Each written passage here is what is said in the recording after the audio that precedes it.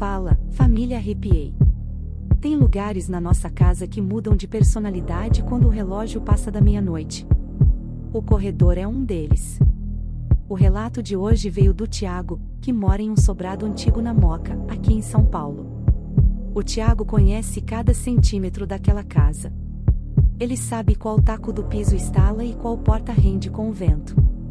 O realismo cotidiano dele era simples: levantar na madrugada para beber água e voltar para o quarto.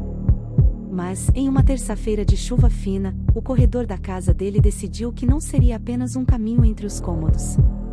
O Tiago conta que a regra na casa dele sempre foi clara: portas dos quartos fechadas para dormir. Ele saiu da cozinha, com um copo de plástico na mão, e quando virou a esquina da sala para entrar no corredor, ele parou. O ar estava gelado, pesado. Todas as 3 portas do corredor, a do banheiro, a do quarto de hóspedes e a do quarto do irmão, estavam escancaradas. Elas formavam buracos negros absolutos na parede branca. E lá no fundo, onde a luz da sala não chegava, ele viu nada. O silêncio era tão pesado que chegava a zumbir no ouvido. Eu fiquei parado na entrada do corredor, segurando o copo com força. Eu sentia que, se desse um passo, eu ia atrapalhar algo que estava acontecendo naquele breu. Foi quando aconteceu. Lá no último quarto, o do meu irmão, uma figura saiu. Ela era cinza, magra e muito alta, a cabeça quase raspava no teto alto da casa. Ela não caminhou, nada.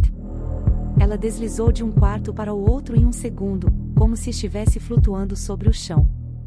Não teve barulho de pé no chão, não teve rangido de madeira. Foi apenas um vulto sólido cortando a escuridão. Eu fiquei ali, olhando para o vazio, esperando a figura voltar.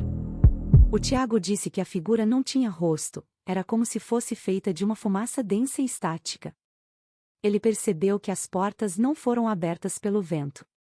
Elas foram abertas para que aquela coisa pudesse transitar livremente, como se a casa agora pertencesse a ela, e o Tiago fosse o intruso. Eu tentei chamar pelo meu irmão, mas a minha voz travou na garganta. O medo era físico, parecia uma mão apertando o meu estômago. De repente, a porta do banheiro, que ficava bem no meio do corredor, começou a fechar devagar. Creek.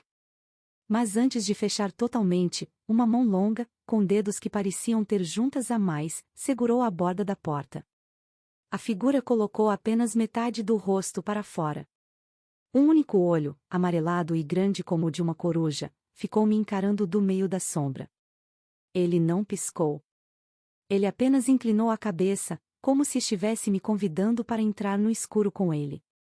Família Arrepiei, o Tiago percebeu que, se ele recuasse para a sala, ele estaria salvo, mas se ele fizesse isso, ele deixaria o irmão dele sozinho com aquela criatura no final do corredor. O copo de plástico na mão dele começou a tremer tanto que a água derramou nos pés dele, e a água estava quente, Nat. Quente como sangue. Família Arrepiei, o Tiago tomou a decisão que separa os corajosos dos loucos. Ele largou o copo no chão e decidiu avançar. O realismo cotidiano daquela casa na Moca tinha sumido.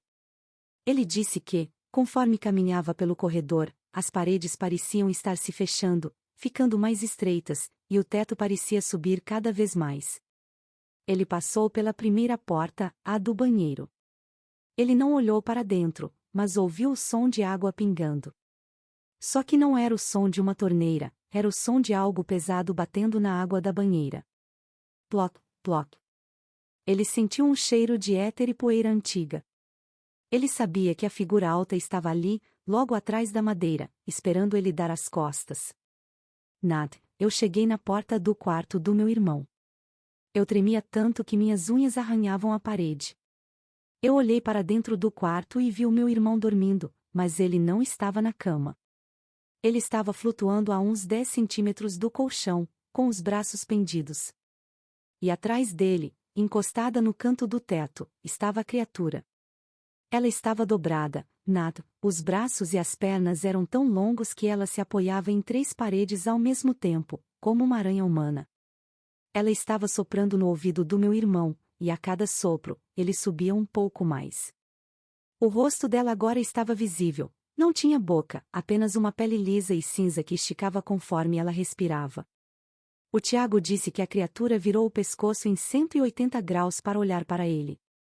O olho amarelo brilhou com uma intensidade que queimava. Ela não queria o Tiago, ela estava colhendo o sonho do irmão dele.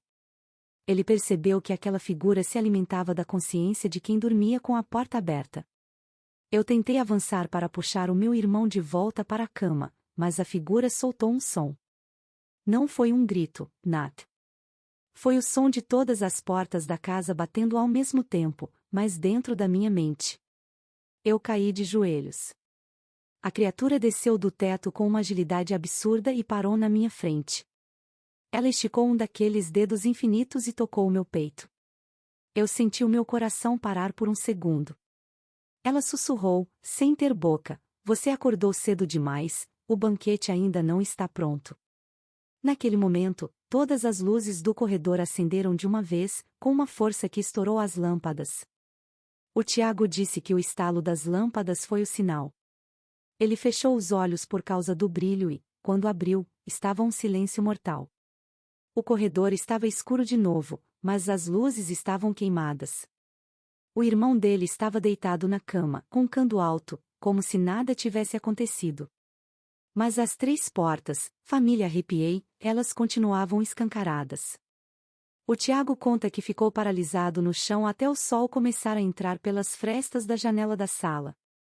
Quando ele finalmente teve coragem de se levantar, as pernas pesavam como chumbo.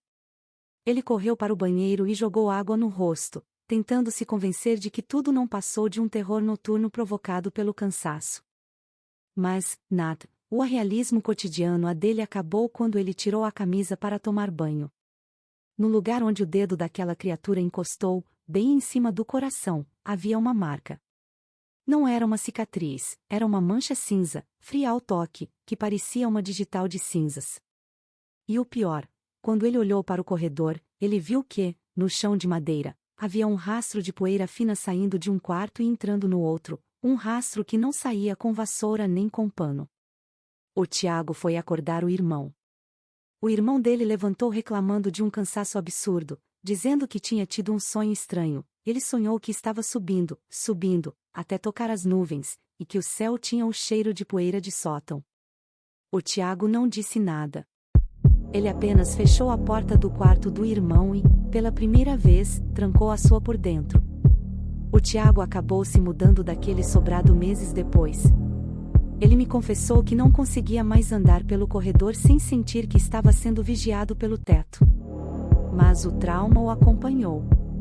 Hoje, em qualquer lugar que ele vá, hotel, casa de amigos, onde for, ele é o primeiro a conferir se todas as portas estão bem fechadas. Ele me disse que, às vezes, no meio da noite, ele ouve um estalo de madeira vindo do lado de fora do quarto dele. Ele sabe que não é o prédio assentando. Ele sabe que é ele.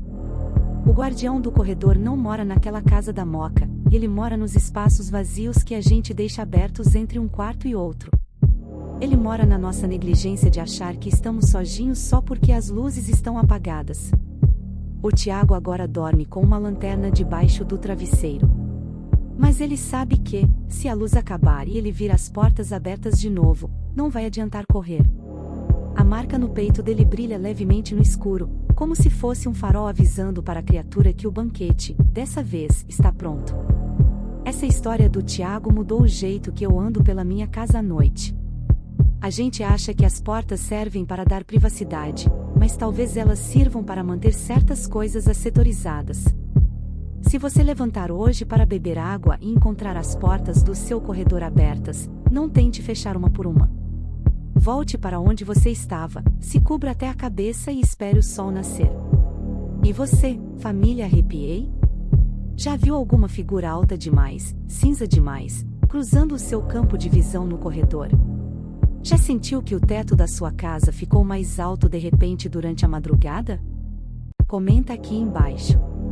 A Nat quer saber, a sua porta está fechada agora? O nosso próximo relato nos leva para o sertão de Sergipe, onde um vaqueiro encontrou uma caverna com pinturas rupestres que mudam de posição conforme a fase da lua. E o que as pinturas começaram a desenhar sobre o futuro dele? Bom, é de perder o sono. Até a próxima, família Arrepiei. E lembrem-se, antes de apagar a luz do corredor, veja se você não está deixando o caminho livre para quem não tem onde morar.